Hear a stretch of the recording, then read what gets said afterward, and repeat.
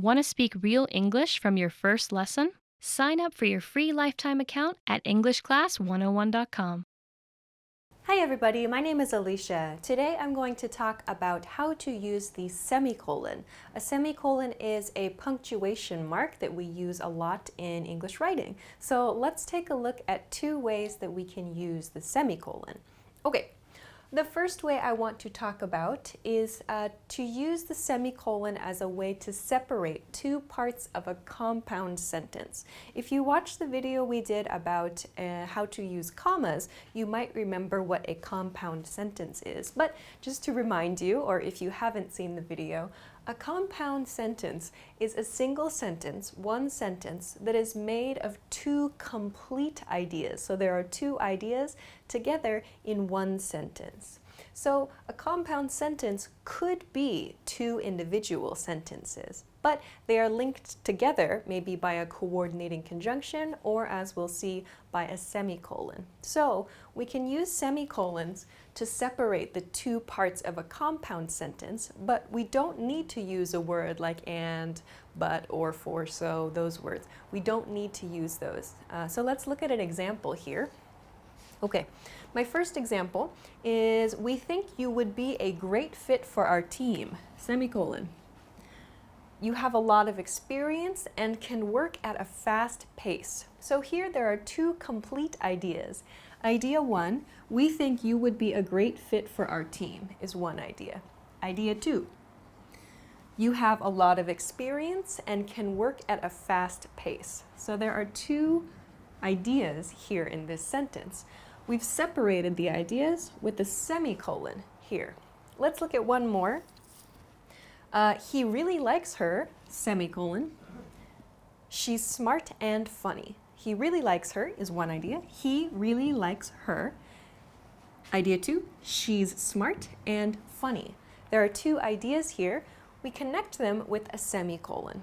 So a question then, why should I use a semicolon? Can I just use it instead of a period, or what's the point of using a semicolon? Actually, it's a good idea to use a semicolon for 2 points or two ideas which are very closely related. They have a very close relationship.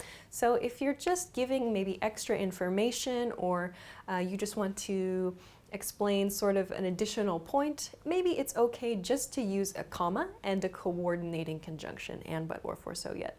But if your 2 points have a very close, a special relationship, you can show the closeness of that relationship by using a semicolon. So these two examples maybe show that idea one and idea two are very closely related, so we can show that with a semicolon. Then, another tip, another hint for how to decide if you can use a semicolon or not. If you can replace your semicolon with a period, you can use a semicolon there. So by that I mean, we can look at the sentence. If it's a full sentence, a complete sentence, we think you would be a great fit for our team, period. You have a lot of experience and can work at a fast pace, another period. If you can use a period in the place where you're thinking about using a semicolon, it's okay to use a semicolon. So please think of that, that point, that tip. If you can finish the sentence and it's a grammatically correct sentence, you can replace that with a period. You can use a semicolon in that place as well. But of course, this requires that you have a thorough understanding of grammar and you understand how to make a complete sentence. So please think about that if you're ever unsure about when to use a semicolon. Okay, the second point I want to talk about today is quite different from the first point, actually. This is if you're writing, for example, an academic paper or perhaps an essay, something like that. This is really to help you make clearer writing, to help your writing be a little bit easier to understand. So you can use a semicolon to separate items in a list. So maybe if you're writing something and you have kind of an introduction to a list and then a few different points in your list that are very complex, you can use a semicolon to show where each point stops. So let's take a look at this. Okay, I have a long sentence here. My example here is, there are a lot of unhealthy foods I love. So here's my introduction to my list. I'm introducing it with a colon here, actually. There are a lot of unhealthy foods I love. So here's number one. Item number one in my list. Item number one, pizza, comma, which has lots of cheese and bread. Then I have a semicolon here. This marks the end of 1 point. Number two, ramen, comma, which has many varieties, and semicolon. And three, burritos, comma, which are often greasy. So here I have 3 points in a list about foods, in this case unhealthy foods I love.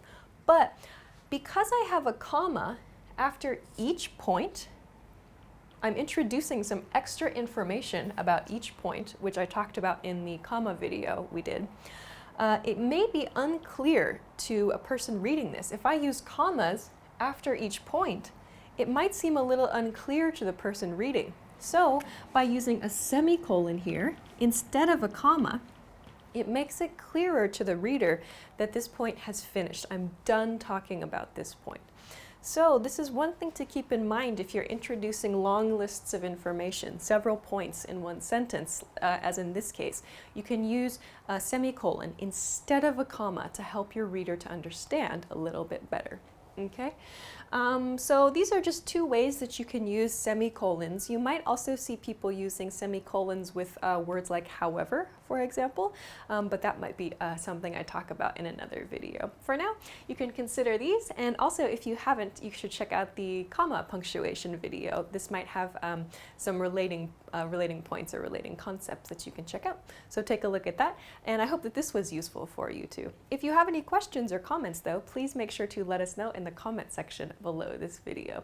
If you liked the video, please make sure to give it a thumbs up and subscribe to our channel if you haven't already. Check us out at EnglishClass101.com for more good stuff too. Thanks very much for watching this episode, and I'll see you again soon. Bye!